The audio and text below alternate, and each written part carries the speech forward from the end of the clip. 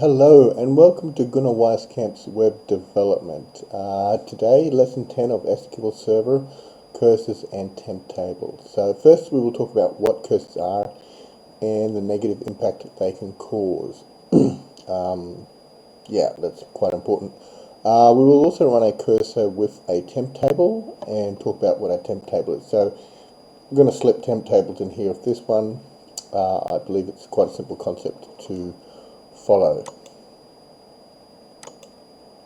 So I'm using Microsoft SQL Server 2014 for today's demo, but I don't think that's going to be a strict requirement. Let's go into SQL Server. Here we are. So I'm following on, I'm just using the school database that I've created before, and we'll be working within the teacher info table. So this is one of the tables that I'm going to be using. So feel free to copy down that script if you want, and then you can create it yourself.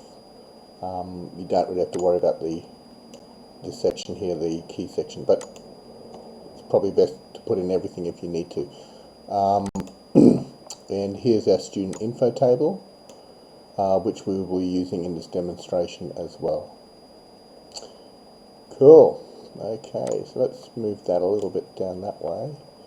So first of all, here's going to be a simple demonstration.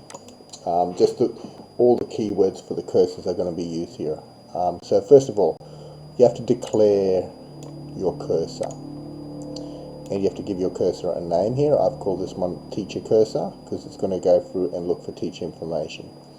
So then you do the cursor and use the for select, and you're saying which fields do I actually want my cursor. And in this case, we're going to take the full name and the age fields and place them into this cursor from the teacher info table.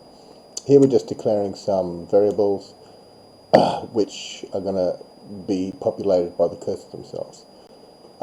Next, one of the next things you have to do with a cursor, you have to open it to use it. So we're opening up the cursor here, so this is the open keyword, and we have to get information out of the cursor. That's one of the prime areas or things done with the cursor. So what we're doing here is we're fetching the next record from the cursor into these variables here, which we've created here.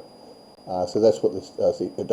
We're opening up the cursor, we're getting the next record from the cursor that's in this cursor, and we're placing them in the variables here.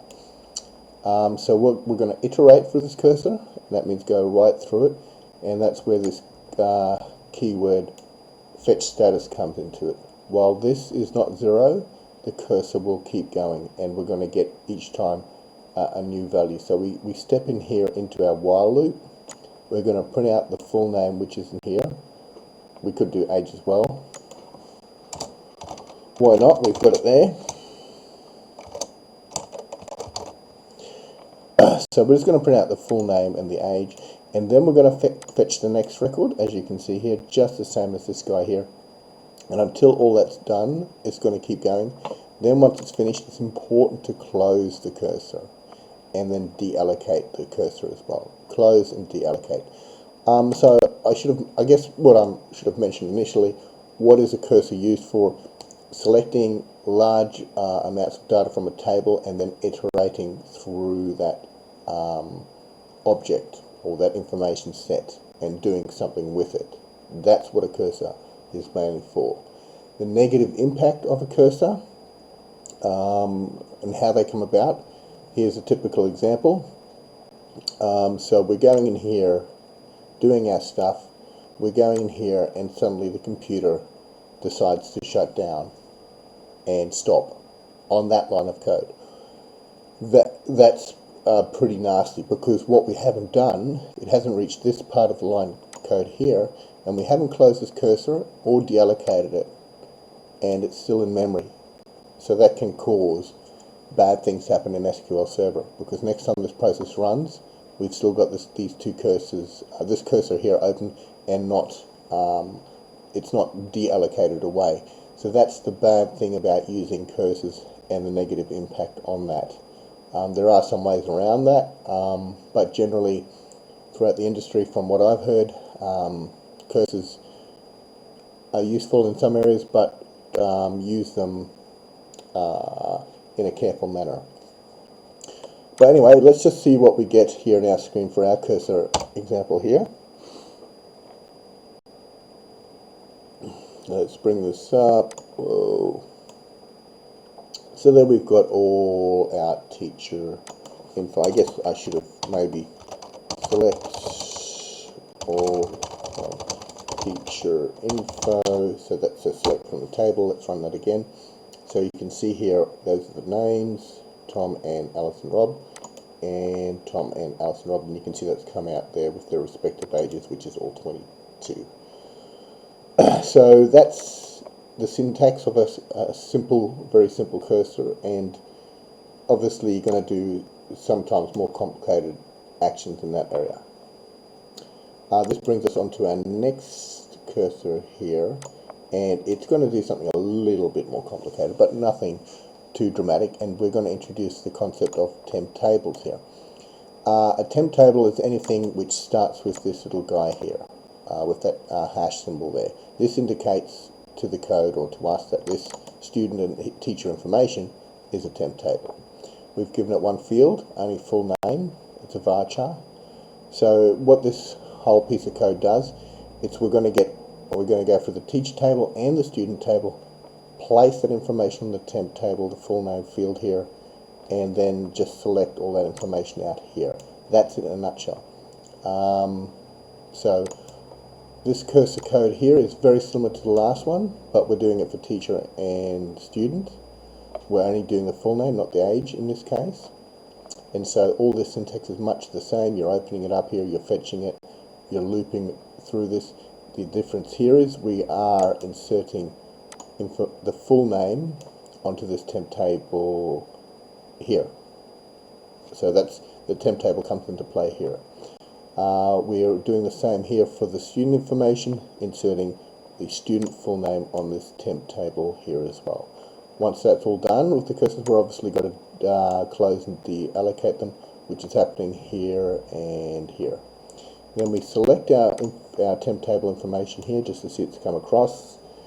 And most importantly, after you've finished whatever you're doing with your temp table, you have to drop that table, or that temp table will remain in memory and sit around for some time possibly. That's what a temp table is. It's only meant to be there for a short time, or the required time, and after it's temporary, you delete it obviously. So let's see this code run.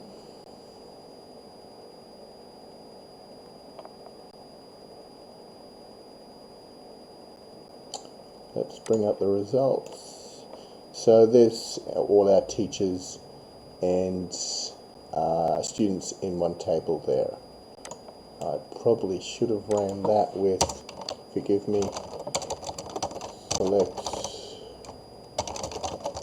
teacher info.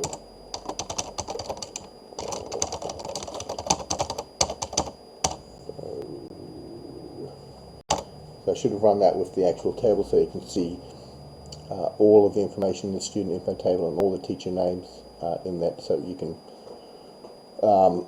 get a better picture.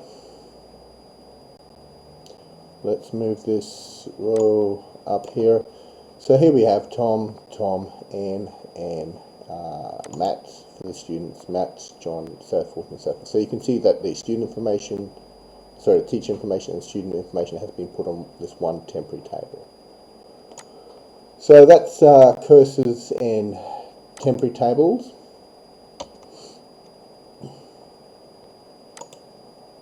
But yes, so with cursors, just be careful of that process where sometimes they cannot be released from memory, and be aware of that and use them in a careful manner. And the same with temporary tables, make sure you delete them after you've finished using them. Okay, thanks for that, and please subscribe to my channel as well if you want, and or visit my website there. Thank you.